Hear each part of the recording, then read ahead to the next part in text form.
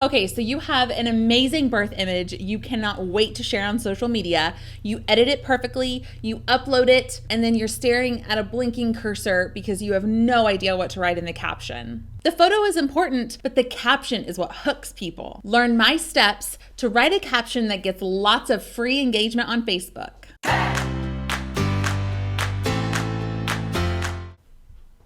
Hey y'all, my name is Tavia and I am the owner of The Beauty in Birth, where I train birth photographers how to run successful businesses. Each and every week on this channel, I release a new video on Friday that's gonna help you grow your birth photography business. When you create engaging posts on social media, you're building a tribe of people who love you and who love what you do, and that is how you get more clients and more bookings. We're gonna do something kind of different today. In the comments, I want you to drop your social media account and I want you guys to interact with each other. So drop your social media page below in the comments, and then I want you to go through some of the other comments and interact with people's pages. Give them some engagement. That engagement is going to help their organic reach, and they're going to do the same for you. So drop your social media page below and then choose 2 to 3 other accounts that you can go follow, like, or interact with their posts. People say that Facebook reach is dead, but I reach thousands of people on Facebook for free all the time. It's all about what you post. So let's dive in.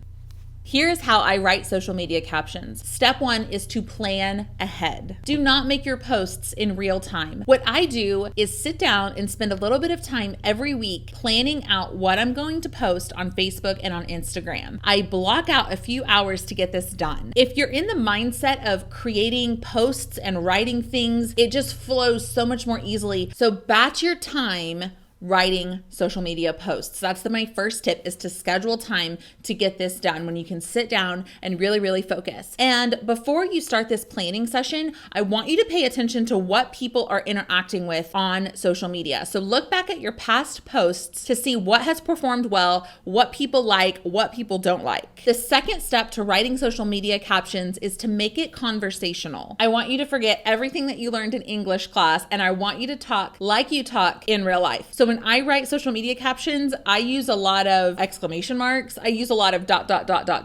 I say dude, I say totally, I say y'all on my captions, because that's how I talk in real life. And when people read my captions, I want them to feel like they know me and they know who I am and they get a sense of me. So in your captions, I want you to think about, how would you explain this photo to a friend? How would you describe what happened in this photo to a friend? And use your words, how you speak. So forget proper English, forget proper grammar, and just speak like you speak. Another way to make it conversational is to go back and look at your personal posts on Facebook and Instagram. How do you talk? How do you naturally describe things? Pay attention to those cues and use them on your business page. Step 3 is to include stories whenever possible. We are bombarded with traditional marketing all day. So we start to tune it out. The more messages we hear, the easier it is for our brain to understand that person is trying to sell me something and automatically tune it out. But stories are more personal. Stories tune people in. When somebody hears a story, they automatically pay attention to what you're going to say. Plus, I wanted to tell you guys, I was backing out of my driveway the other day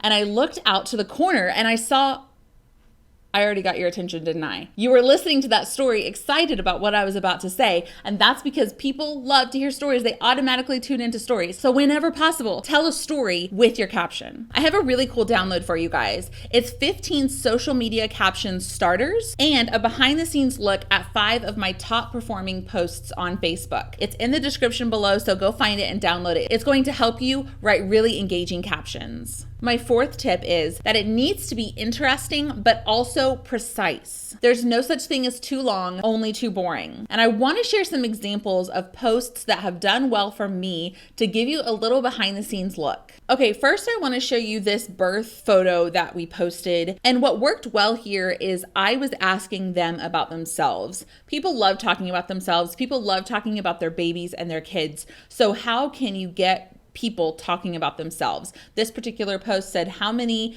weeks gestation were you when you finally met your baby? And then I went on to say a little bit more, after waiting months, sometimes years, and you finally meet your baby, you can't wipe that smile off your face. So this post is about average for me. It reached 2,100 people for free, had 54 reactions and 23 comments and 3 shares. So by asking people a question that's simple for them to answer, it's an easy way to get engagement. This is a really good example of using story to get people's attention. So the very first line of this caption says, I was sitting in a movie theater with my kids when my phone buzzed. And then I go on to tell the story of how this client told me that she was pregnant. She has a really cool, unique story. This post organically reached 5,352 people. It got 341 reactions, 41 comments, and 8 shares, and it got 870 link clicks. So that sent 870 people to my website. And I think obviously the photo is cool, the story is unique, but capping it off with a cool caption that tells a story really helped bring it home and get a lot of people to my website and reacting to this post. Hopefully this shows you how important stories are. This is another example of using story to get interaction. So this post reached 9,401 people. I do believe I paid a little bit to boost this post, but it was very insignificant. It reached a lot of these people organically. There were 682 reactions, 48 comments, and 35 shares. Telling unique parts of the birth story that will stick out and people will react to is important. So this particular, I used a story and I said, when you think you're going in for a C-section, but wait so long for an OR that you progress to 9 centimeters, so you get to vaginally deliver your twins, including a breech baby A, and your birthday dreams come true. Talk about an I did it moment. Every single person in the OR was grinning from ear to ear. Do you see how you feel attached to this family and you feel like you know what's going on, so you're more involved? That is the important part of telling a story and giving people a behind the scenes look at what is going on behind this photo, instead of just saying, what a beautiful family, or wow, this mom got the birth she wanted, or something like that. You're taking them on a journey so they feel like they understand this couple and they know what's going on. They know the behind the scenes of this photo. So the key to telling stories and being concise is really getting it down to the necessary information to keep it interesting, to keep people reading without giving too many details and writing massive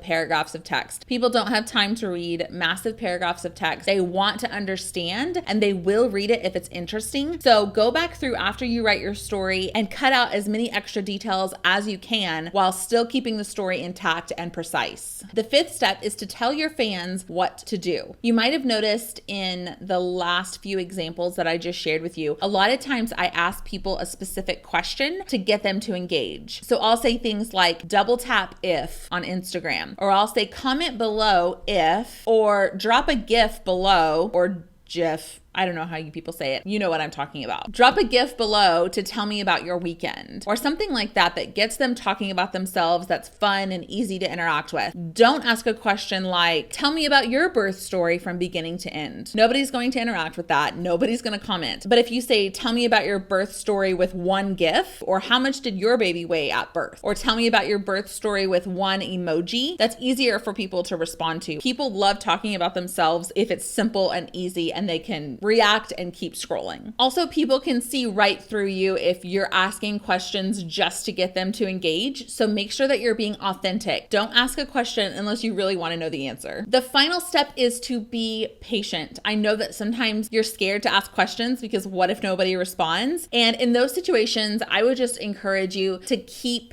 going. People have to be trained to respond to your posts. So there might be a few times that you post something and nobody responds, and that is okay. Keep going. It might take some time to see results, but keep going, because these things I'm talking to you about here absolutely work. Don't forget to drop your social media account below, interact with people who have already commented, just to build each other up, lift up other birth photographers, and get them some free engagement on their social media pages. And hey, remember, if you love birth photography, there's a reason, and it's because you were meant to be a birth photographer. So get out there and make it happen. Have a great week.